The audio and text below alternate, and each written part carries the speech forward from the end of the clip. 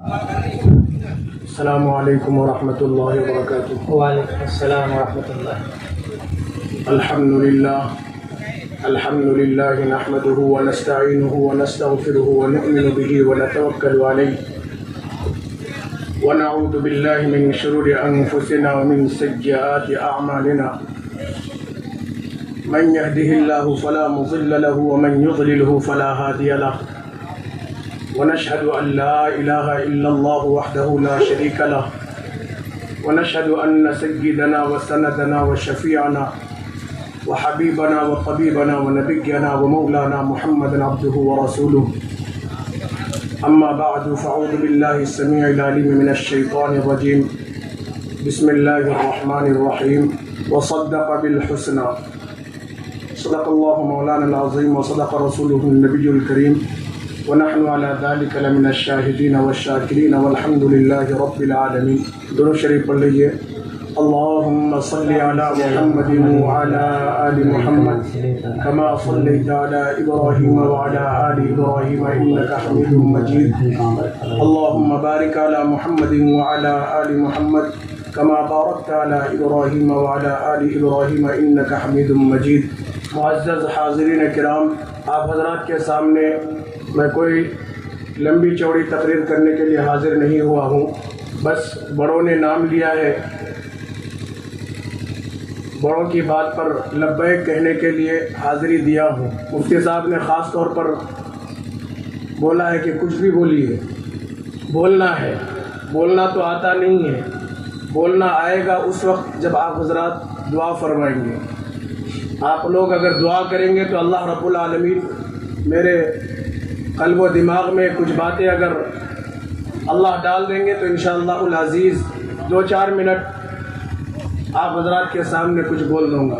حاضرین، اس وقت ہم جس پروگرام کے تحت یہاں پر حاضر ہوئے ہیں وہ ہے ایک جامعہ اور ایسے ادارے کی سنگ بنیاد جس ادارے میں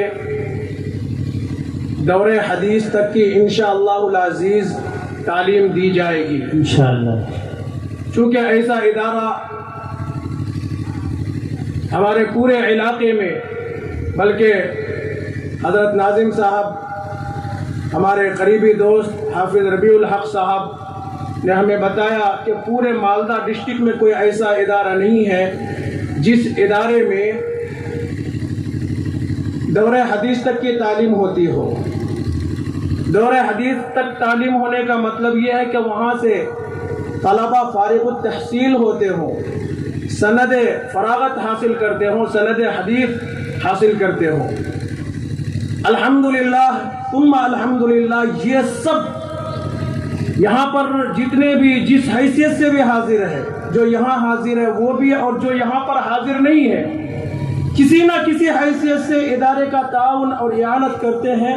ان سب کے تعاون سے ہی یہ کام الحمدللہ پائے تکمیل تک پہنچنے جا رہا ہے۔ ابھی یہ آغاز ہے اور خصوصی طور پر یہ دعا کرنا ہے کہ اللہ رب العالمین اس کو تا قیام قیامت اس ادارے کو قبول فرما لے۔ دعا یہ کرنا ہے اور اسی دعا کے تحت اس پوری مجلس کو اور محفل کو منعقد کی گئی ہے۔ میں سمجھتا ہوں اصل مقصد یہی ہوگا۔ مولانا غالب صاحب جی، تو ہمیں زر و زمین کے ساتھ ساتھ ادارے کی اعانت اپنی دعاؤں کے ذریعے سے بھی کرنی چاہیے۔ بے شک۔ ہم بڑی آسانی کے ساتھ پیسوں کے ذریعے سے تو اعانت کر دیتے ہیں اور کسی چیز کے ذریعے سے اعانت کر دیتے ہیں، لیکن دعاؤں کے ذریعے سے اعانت کرنے کا جو اصل ہے، ایک دوسرے کو سنا کر کے ہم یہ دعا والی اعانت تو کر دیتے ہیں، لیکن اپنی خلوت والی دعا میں اصل یاد رکھنا، یہ اصل یاد رکھنا، اور یہ دعا اللہ رب العالمین کے یہاں زیادہ قبول ہوتی ہے۔ بے شک بے شک۔ تو آپ تمام حضرات سے گزارش کی جاتی ہے کہ آپ لوگ اس ادارے کو اور اس کو پائے تکمیل تک پہنچانے کے لیے اور اس کی ترقی کے اعتبار سے اپنے شباب پر پہنچانے کے لیے خاص طور پر اپنے جلوت کے ساتھ ساتھ خلوت کی دعاؤں میں بھی اس ادارے کو یاد رکھیے۔ یہ ادارہ ہم جو دیکھ رہے ہیں یہ ادارہ کوئی معمولی ادارہ نہیں ہے، بہت سارے لوگوں کا خون پسینہ ایک کرنے کے بعد، بڑی محنتیں اور بڑی کاوشوں کے بعد اس ادارے کو یہاں تک پہنچایا گیا ہے۔ میں آپ کو بتا دوں، مولانا خالد سیف اللہ رحمانی صاحب کا تھوڑے دن پہلے ایک بیان آیا تھا مدرسے کے تعلق سے کہ مدرسہ 4 قسم کے عناصر، 4 قسم کے لوگوں کے ذریعے سے پائے تکمیل تک پہنچتا ہے۔ ایک ادارہ اور ایک مدرسہ جو ہوتا ہے، جو 4 قسم کے لوگوں سے بنتا ہے۔ ادارے کے اندر کچھ منتظمین اور ذمہ داران ہوتے ہیں۔ ذمہ داران اور منتظمین اپنے رات دن کی انتھک محنتوں کے اور کاوشوں کے بعد اس کے ثمرات کو اور پھل کو ہم اور آپ دیکھتے ہیں۔ بسا اوقات ہم بڑی آسانی کے ساتھ ادارے کے جو منتظمین اور ناظمین ہوتے ہیں، ذمہ داران ہوتے ہیں، وہ اگر اچھی زندگی گزار رہے ہوتے ہیں تو ان کی اچھی ظاہری زندگی کو یاد رکھیے، میں ظاہری بول رہا ہوں، ورنہ رات دن وہ ہر اعتبار سے اندرونی طور پر، باطنی طور پر ادارے کی ترقی کے لیے اور اس کی کامیابی کے لیے ہمیشہ پریشان رہتے ہیں۔ تو ان کے ظاہری عیش کو دیکھ کر، ان کی ظاہری عشرت کو دیکھ کر اور ان کی ظاہری چمک اور دمک کو دیکھ کر کے ہم بسا اوقات تان و تشنی کا بازار ان کے اوپر گرم کر دیتے ہیں اور ان کو نازیبہ الفاظ کے ذریعے سے یاد کر لیتے ہیں۔ یاد رہے، مدرسے کا ذمہ دار بہت کچھ اپنے اوپر سہتا ہے۔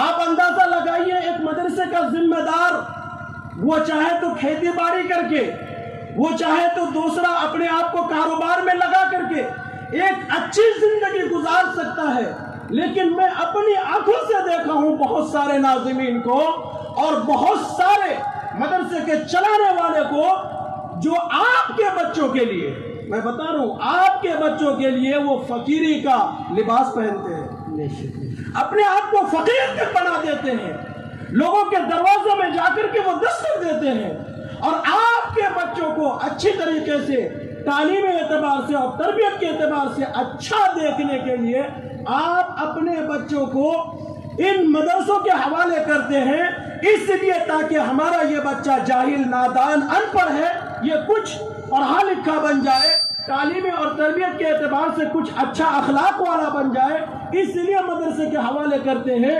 آپ حوالہ کر کے الگ ہو جاتے ہیں۔ جب اس بچے کو آپ مدرسے کے حوالے کر کے الگ ہوتا ہے، وہاں سے جا کر کے مدرسے کے ذمہ داران کی محنت اور کوششیں شروع ہوتی ہیں۔ مدرسے کا ایک دوسرا عنصر اساتذہ کرام ہے۔ اساتذہ کرام بھی الحمدللہ ثم الحمدللہ، آپ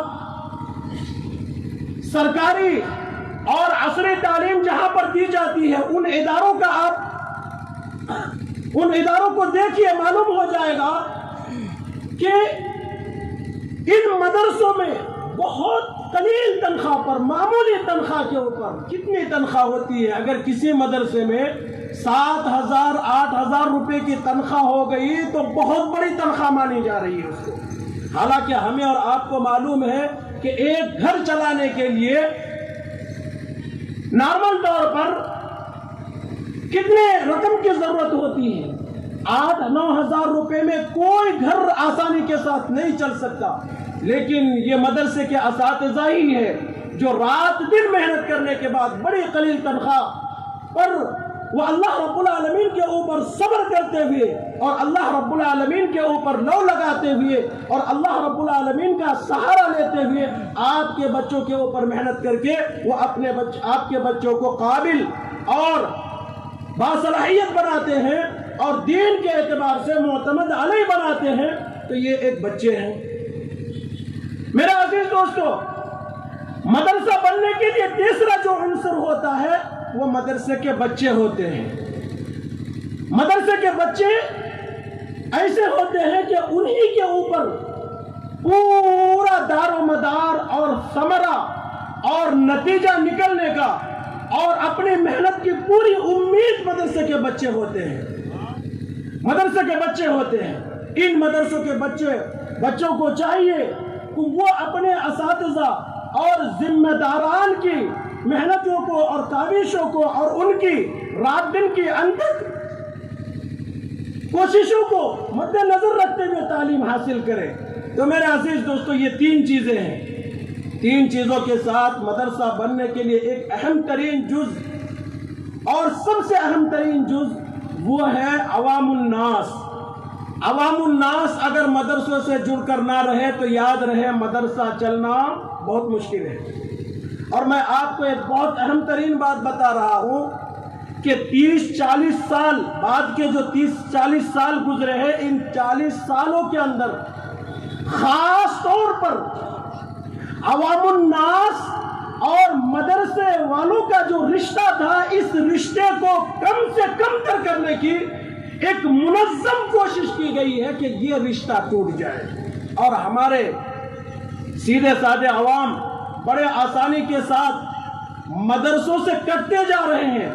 یاد رہے، میں ایک بات بول رہا ہوں، قسمیہ انداز میں، حلفیہ انداز میں بول سکتا ہوں، خدا کی قسم کھا کر کے اگر میں کہوں تو اپنی بات میں حانث نہیں ہوں گا کہ اگر یہ مدارس نہیں رہے تو دنیا قائم نہیں رہ سکتی۔ مدارس اگر نہیں رہے تو دنیا قائم نہیں رہ سکتی۔ یہ ہمارے سر کے اوپر ٹوپی، آپ سب کے سر کے اوپر ٹوپی، اور آپ جو مساجد کے اندر آپ کو جو نماز پڑھاتے ہیں ائمہ، اور مساجد میں جو اذان دیتے ہیں مؤذنین کرام، یہ سب چیزیں دین ہے مدارس کی۔ بڑی آسانی کے ساتھ ہم تنزیہ انداز میں کہہ دیتے ہیں کہ مدارس نے دنیا والوں کو کیا دیا۔ میں پوچھنا چاہتا ہوں کہ دنیا کا ایک بہت بڑا عہدیدار، چاہے وہ IAS کے شکل میں ہو یا IPS کے شکل میں ہو یا دیگر بڑے بڑے عہدوں کے شکل میں ہو، ایک IAS کو بتا دیجئے جس نے اپنے بچے کے علاوہ کسی اور کو IAS بنا دیا ہو، کوئی نہیں ملے گا۔ ایک IPS کو بتا دیجئے جس نے اپنے بچوں کے علاوہ کسی اور کو IPS بنانے کی جو ہے کوئی فکر کی ہو، کوئی نہیں ملے گا۔ یہ علماء ہی ہے، یہ حفاظ ہی ہے جس نے اپنے بچوں کے ساتھ آپ کے بچوں کو عالم بنایا اور حفاظ بنایا ہے۔